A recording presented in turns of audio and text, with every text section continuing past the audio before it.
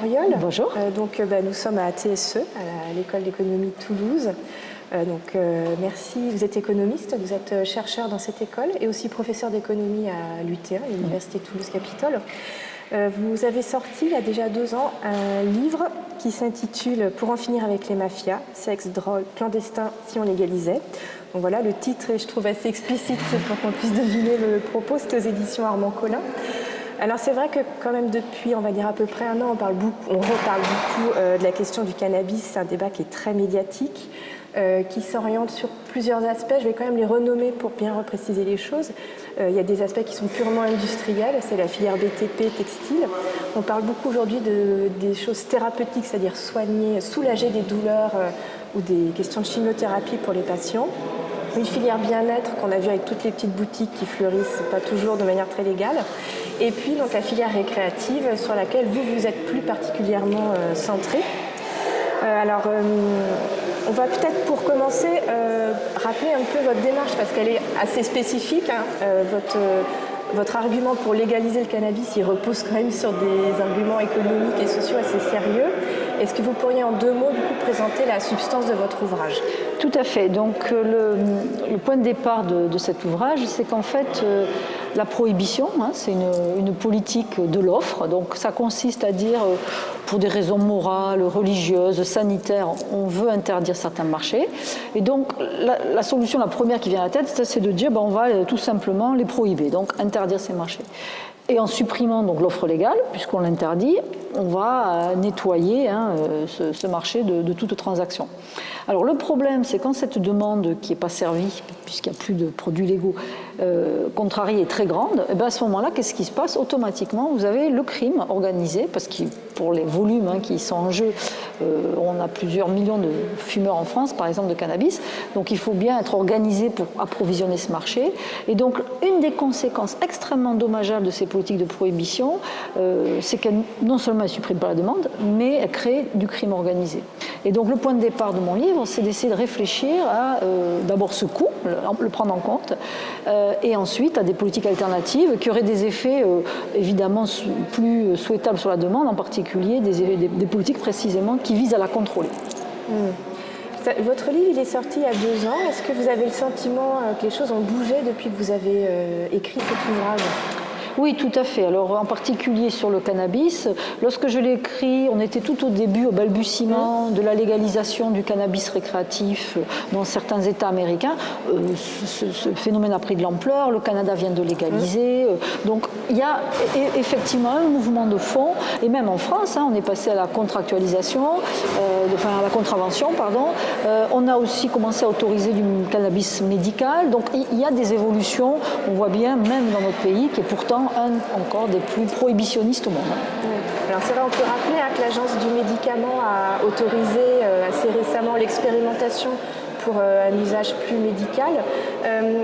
Dans votre ouvrage, il y a quelque chose que j'avais trouvé assez intéressant, c'est les arguments aussi en faveur de la légalisation. Il y a la lutte contre le crime organisé, mais il y a aussi la sécurité du consommateur. Est-ce que vous pourriez peut-être rappeler un peu l'origine de cet argument de protection aussi des... Oui, alors parmi les nombreux arguments qui s'opposent à la prohibition, il y a le fait que quand elle n'atteint pas son objectif, qui est d'éradiquer un marché, ce marché il est laissé vraiment aux mains de criminels.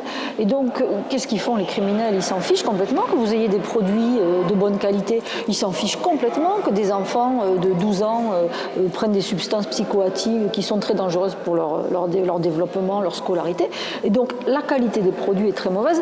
Et d'ailleurs, on pense que la plupart des overdoses, alors ça, c'est plutôt, il n'y a pas d'overdose avec le cannabis, c'est pas possible, mais par exemple pour l'héroïne ou même la cocaïne, elles sont liées à des dosages qui varient d'un dealer à l'autre. Donc, il n'y aurait pas tous ces morts si c'était légal, vous voyez.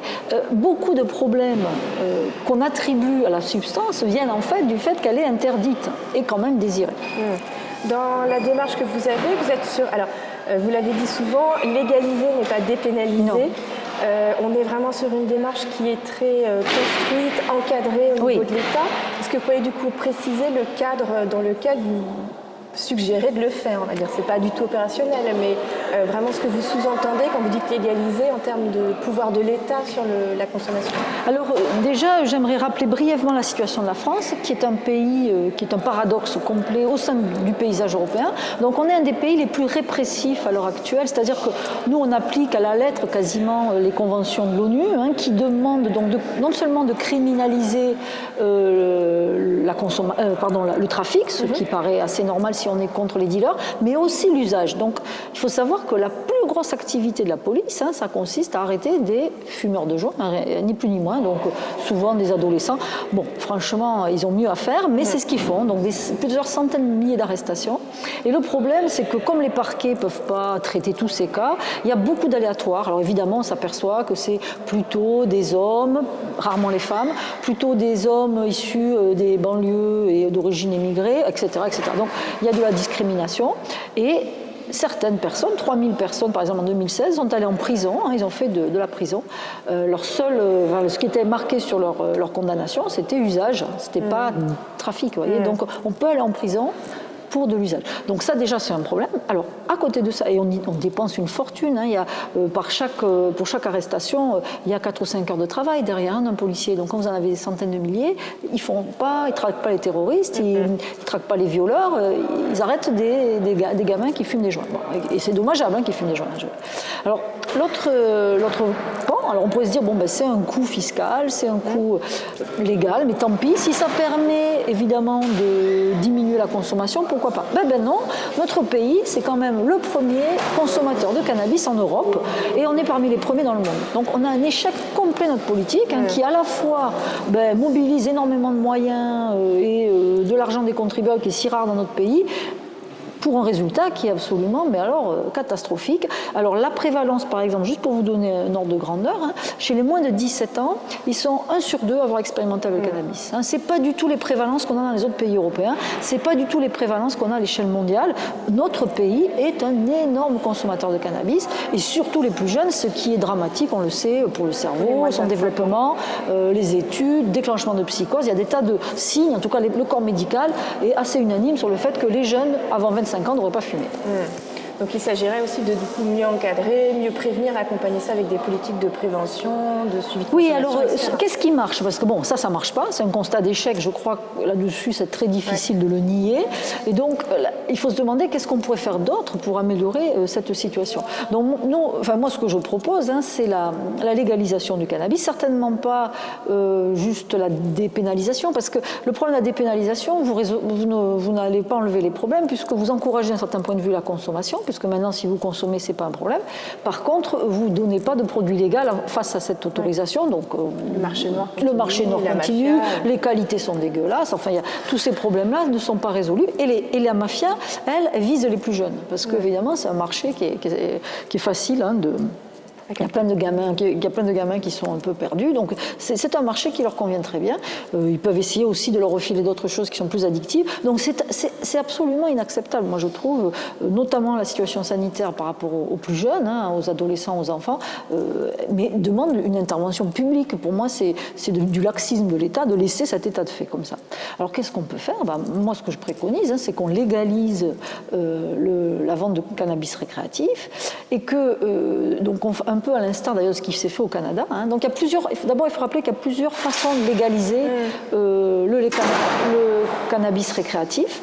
En particulier, on peut le légaliser pour avoir plus de recettes fiscales, mais on peut le légaliser pour avoir plus de contrôle. Vous voyez, c'est pas trop la même chose. Dans un cas, vous allez créer un monopole de distribution. Donc moi, c'est ce que je suggère. Par l'État.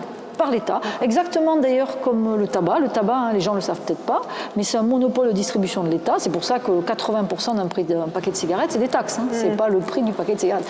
Et donc, ils donnent des licences à des entreprises privées qui sont des buralistes pour vendre ces cigarettes. Mais vous n'avez pas le droit, vous, demain, de dire tiens, je vais vendre des cigarettes. Non, ça se passe pas comme ça, il faut une licence. Donc, je propose de faire exactement la même chose dans le cas du cannabis, de plutôt, d'ailleurs, sans doute les séparer des buralistes, en tout cas certainement des pharmacies, c'est pas un médicament, donc on ne le met pas dans les pharmacies. On pourrait faire des offices dédiés. Et alors là, pour le coup, une fois que ça existe, il faudrait être impitoyable sur ceux qui en vendraient à des adolescents, à des mineurs. Il faut savoir que la loi de 2007 sur la vente d'alcool, de jeux et de tabac aux adolescents, enfin aux enfants, n'est pas du tout appliquée. Il n'y a que 20% des commerces débits de boissons et tabac qui respectent cette loi. Les autres, ils vendent et du tabac et de l'alcool à n'importe qui. Donc là, la police, plutôt que faire du chiffre à arrêter des adolescents dans la rue, je pense qu'elle pourrait se réorienter pour aller vérifier, faire des planques, vérifier que les buralistes ou les gens qui seraient chargés de vendre le cannabis demandent des pièces d'identité, etc. Ils ont fait ça au Canada. Les peines de prison ont énormément augmenté pour ceux qui se permettraient de revendre aux adolescents. Toutes les études montrent qu'il n'y a pas une augmentation de la consommation chez les adolescents. Donc c'est assez efficace. Et après, évidemment, ce que nous dit la Fédération Addiction, c'est qu'il faut faire de l'éducation, de la prévention auprès des plus jeunes. Donc voilà, c'est ça. Alors, j'avais quand même une question pour aussi l'économiste, parce que vous êtes une spécialiste de la question des marchés, de la régulation. Comment est-ce qu'on peut fixer un prix du cannabis ? C'est une excellente question. Sur quels critères, sur quelle base ? Est-ce qu'il serait stable ? Est-ce que ce serait comme le tabac ? Est-ce que vous avez envisagé cette question ? Parce que quand on parle cannabis, que ce soit thérapeutique ou récréatif, on voit tout de suite, c'est un marché porteur, ça va être formidable. Bon, le prix, comment on fixe ? Alors, là, toujours pareil. Alors là, ça dépend quel est l'objectif de la légalisation. Si la légalisation a pour but, par exemple, comme c'est le cas en Californie, de favoriser les petits producteurs, vous allez laisser un peu les prix sans doute flotter, donc être déterminés par l'offre et la demande. Il y a des États où le but de la légalisation, c'est les recettes fiscales. L'État de Colorado est absolument ravi, et plusieurs États envisagent aux États-Unis de légaliser précisément attirés par cette manne fiscale. Bon, là, vous n'allez pas vous comporter exactement de la même manière. Dans le scénario que moi je propose, le prix est fixé par l'État, enfin il est régulé en fait, donc évidemment puisque c'est un monopole d'État, et il me semble qu'au moins 80% du prix du cannabis aurait des taxes comme sur le tabac. Alors ça veut dire quoi ? Ça veut dire que le coût marginal, c'est-à-dire le coût pour produire une once de cannabis, je crois que c'est pas très très cher, donc par-dessus vous allez rajouter des taxes. Il faut faire attention en tout cas au début quand on légalise, parce que si le but c'est d'assécher le marché des dealers, ce qui est quand même un objectif, parce qu'ils revendent aux enfants sans aucun scrupule, eh bien, il faut faire comme ils ont fait à la fin de la prohibition de l'alcool aux États-Unis. Le procureur qui s'en est chargé est un homme très intelligent et il a dit, dans un premier temps, la fiscalité doit être relativement modérée pour que les prix de l'alcool légal, contrôlé, de bonne qualité, soient quand même pas 100 fois plus chers que celui frelaté vendu par la mafia, surtout qu'elle avait des stocks. Et donc, c'est ce qu'ils ont fait et ils ont relevé la fiscalité après, au fur et à mesure. Moi, il me semble que là, vu le coût de revient d'un gramme de cannabis, il y a vraiment une grande marge de manœuvre pour taxer, tout en faisant la concurrence aux réseaux criminels qui dealent, aux dealers, et du coup, vraiment assécher ce marché assez rapidement. Il faut savoir, alors tout le monde vous dit oui, mais ils vont se mettre sur d'autres marchés. Peut-être, mais quand on a 11 millions de personnes qui ont expérimenté avec un produit, alors que sur la cocaïne, on est à 500 000, les marchés ne sont pas les mêmes. C'est pas du tout les mêmes. Donc le marché de la cocaïne se nourrit du fait que du cannabis, tout le monde veut en acheter pratiquement. Enfin, c'est pas beaucoup de gens. Est-ce que vous avez le sentiment aujourd'hui, parce qu'il y a quand même beaucoup de pays qui ont fait évoluer leur législation ces dernières années, que ce soit sur le récréatif ou le thérapeutique, est-ce que vous avez le sentiment qu'il y a un marché qui est en train de se structurer à l'international, des grands groupes qui se positionnent? Parce que en France, il y a un département qui est très, on va dire, qui fait beaucoup parler de lui pour que ces agriculteurs puissent produire, mais est-ce que c'est vraiment les agriculteurs qui vont pouvoir bénéficier de cette ouverture des marchés, ou est-ce qu'il y a des grands groupes qui commencent déjà à c'est très très intéressant. Oui, on commence à voir, parce que jusqu'à maintenant, alors peut-être sur le récréatif pour préciser. Oui, c'est sur le récréatif.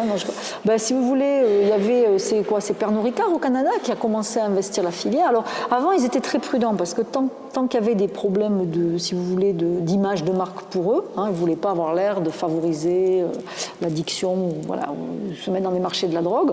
Mais voilà. Et on a aussi des groupes de tabac, de cigarettes qui sont intéressés par le marché du cannabis, qui investissent, qui pensent que c'est un marché très porteur au niveau mondial. Quand on voit les prévalences mondiales, c'est plusieurs centaines de millions de consommateurs du cannabis. C'est vraiment un gros marché. Donc effectivement, il y a des enjeux économiques derrière en plus. Et là encore, la France, alors on est un très gros producteur de chanvre, donc je pense qu'on pourrait assez facilement basculer et être compétitif. Mais c'est vrai que la recherche dans notre pays a pris du retard. Enfin, on n'est pas les mieux placés, franchement, par rapport à d'autres pays comme Israël, comme le Canada, comme les États-Unis, qui, eux, ont fait évoluer leur législation et effectivement, à mon avis, prennent ce marché à bras-le-corps, comme nous devrions le faire, en particulier pour protéger nos enfants. Oui, on a bien compris que c'était quand même aussi un des points importants. C'était un des points très importants. Mais oui, la sécurité des gens, enfin quand même, oui. J'avais une dernière question qui est très naïve, en tout cas pour la non-économiste que je suis. Mais est-ce qu'il est possible dans un même pays d'avoir une filière qui soit dédiée au thérapeutique ou au récréatif ? Ou est-ce que l'un exclut forcément l'autre sur un territoire ? Ah non, pas du tout. Je crois que c'est tout à fait possible d'avoir les deux filières. Je crois que pour éviter des confusions et notamment surmonter des réticences qu'on sent en particulier chez les médecins généralistes qui ne sont pas formés à l'addiction. Quand vous parlez à des médecins qui sont spécialistes de l'addiction, ils sont favorables à la légalisation pour les raisons que j'ai invoquées et parce qu'ils savent que lutter contre l'addiction, lutter contre la consommation, les polyconsommations, les consommations quand on est jeune, c'est pas avec l'interdit qu'on y arrive, c'est pas comme ça que ça fonctionne. Par contre, les médecins généralistes, eux, ils sont pas formés à ça, d'une part, et ils sont en première ligne pour voir des situations de crise, quoi. Si vous voyez des familles qui pleurent et tout ça. Et donc, évidemment, leur action, c'est de dire il faut interdire ce truc, c'est horrible. Bon. Moi, je pense que donc il faut être bien rassurant. Il y a le marché du médicament, il y a le marché de la récréation, c'est pas les mêmes. Il faut voir qu'il y a un marché intermédiaire qui est le marché du bien-être. Alors ça, c'est un peu plus flou, mais ce que nous disent les médecins les médecins spécialistes qu'on a interviewés, ce qu'ils vous disent, c'est qu'il y a des tas de gens qui vous expliquent que, par exemple, ils avaient des douleurs, etc. Et quand ils prennent du CBD, donc ils se sentent mieux, ils dorment mieux. Alors, c'est pas un fait qui est établi scientifiquement. On n'a pas, sur des souris, montré que ça les fait dormir mieux, mais les gens, massivement, c'est statistiquement significatif, ont un ressenti qu'ils sont mieux. Donc là aussi, ça a une valeur, si vous voulez, le bien-être des gens, si ça leur permet de surmonter des traitements pénibles, etc. Moi, je suis tout en faveur, mais on voit bien que là, la frontière entre médecine et récréation est un peu intermédiaire. Donc à mon avis, il y a trois marchés. Il y a celui de la médecine, là c'est des pilules, c'est des vaporisateurs, il n'y a pas d'ambiguïté, ça s'achète en pharmacie, et ça a des prescriptions très précises pour soigner des affections, comme Israël utilise pour soigner les PTS, l'épilepsie.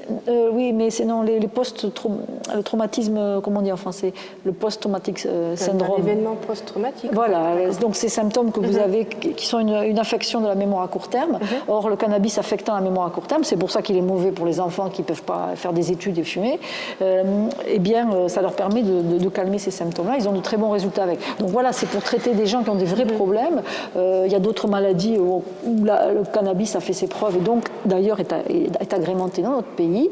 Il y a toute la partie récréative qui est récréative et puis il y a toute cette frange qui mérite d'être considérée parce qu'elle a une valeur pour le bien-être des gens, des adultes, s'entend, qui leur permettrait de mieux dormir, de surmonter leur traitement pénible de chimiothérapie, etc. Si ça procure un bien-être ressenti qui est statistiquement significatif, je ne vois pas au nom de quoi on priverait les gens de ça s'il n'y a pas de danger. Voilà. Et si les produits sont de qualité et délivrés à des adultes. Alors une ultime question, parce que je vous entends du coup parler de ces trois filières et je sais que vous continuez à travailler sur cette question de lever, on va dire, les tabous autour du cannabis. Est-ce que vous avez le sentiment que les tabous commencent là à être levés du fait de la pression géographique autour de la France, qu'il y a pas mal de pays frontaliers qui ont ouvert leur... Voilà. Est-ce que vous sentez quand même que le tabou, là, au moins pour en discuter, est en train de tomber? Oui, non, là tout à fait. Alors il y a eu une très nette évolution par rapport au moment où le livre est sorti, donc j'ai fait beaucoup d'interviews, etc., de rencontres, et c'est vrai que les journalistes étaient plus ouverts que la majorité, enfin souvent les gens, ou les plus jeunes étaient plus... Enfin c'était une question de public, mais quand même il y avait des résistants. Aujourd'hui, par exemple au Parlement, alors il faut faire attention, les parlementaires ont été renouvelés, ils ont été changés, donc je ne suis pas sûre que les personnes, notamment les plus âgées, aient changé d'opinion. c'est souvent une question de génération, mais les parlementaires actuels, par exemple, ont bien conscience. Et alors, ce qui est intéressant aussi, les Français également, que la législation actuelle est absolument un cul-de-sac, qu'elle n'amène à aucun des résultats qu'on souhaite. Et d'ailleurs, même le gouvernement, en changeant un peu la sanction qu'on a quand on est pris en train de consommer du cannabis dans la rue, suit des recommandations de la police qui disaient on s'en sort pas, arrêtez tout. Donc il y a quand même cette idée que ce qu'on fait est inefficace. Les Français en ont conscience.